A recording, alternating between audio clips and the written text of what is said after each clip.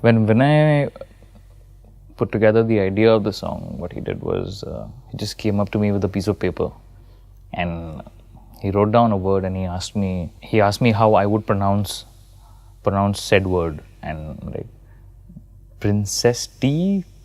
Oh, Princest. I get it now.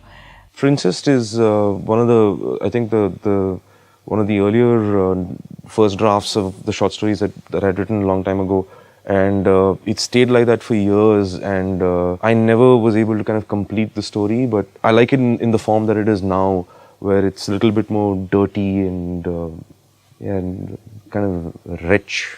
Princest was one of the earlier songs that we had written.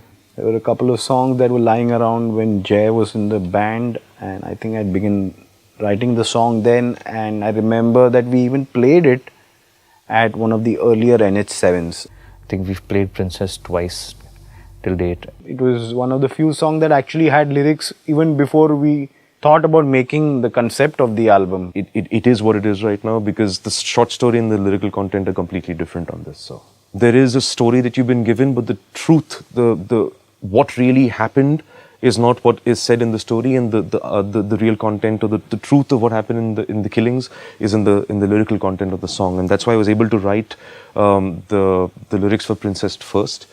Probably the closest sound-wise to the older Bhayanak Maut stuff, closest mental space-wise to the older Bhayanak Maut stuff, but the execution of it is in the new scheme of things, and it's that bridge transition song, I'd say, definitely. I see it as that. Where the song really took shape was in the studio. What I wanted there, once again, it was like a song like Pappu Tatti, which had an intro which never repeated again.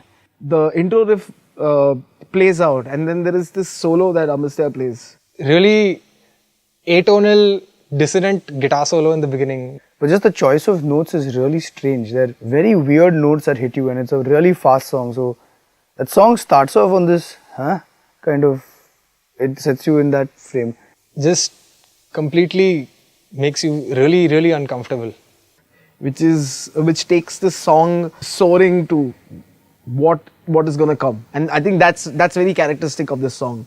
I think before writing it, during the making of the album, we'll decide where we want to put guitar solos or guitar parts once we know where the vocals are.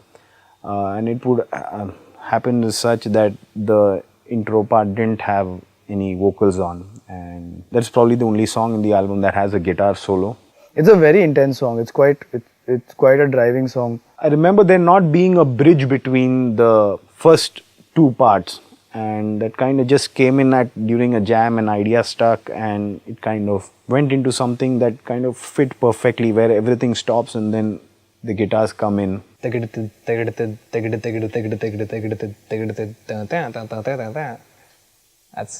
my jam. There was the end of the song which was really fun to write, because this big nice open part, and I personally was really enjoying doing this whole like 6 notes, 12 notes on the double bass, and like really I'd say strappy young lad feel. Like I was really enjoying playing parts like that. And Aditya would keep saying, "Hey, you're leaving it too busy, man. You're leaving it too busy, man." And that was the one part I didn't budge on. I was just like, no. Like, I think it's got to be like this. I think it's got to be like this.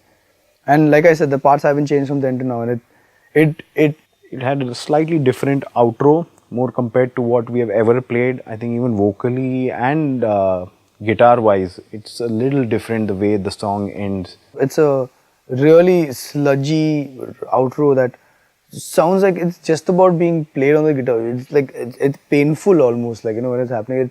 Without really calling them guest spots, we've had a lot of our friends who've featured on the album, just to add to the scenery of a certain voice that is required, or a certain treatment that can only be bought in with more than 2 or 3 different voices. I knew that I wanted to have a female voice on the song in a very specific part, and it worked out beautifully. And when I wanted it to stick out just about enough for it to be audible, while being enveloped by the other voices that he's done, which have been treated, which have been tuned down, and just the overall blanket of voices, it's just goes beautifully with that last riff.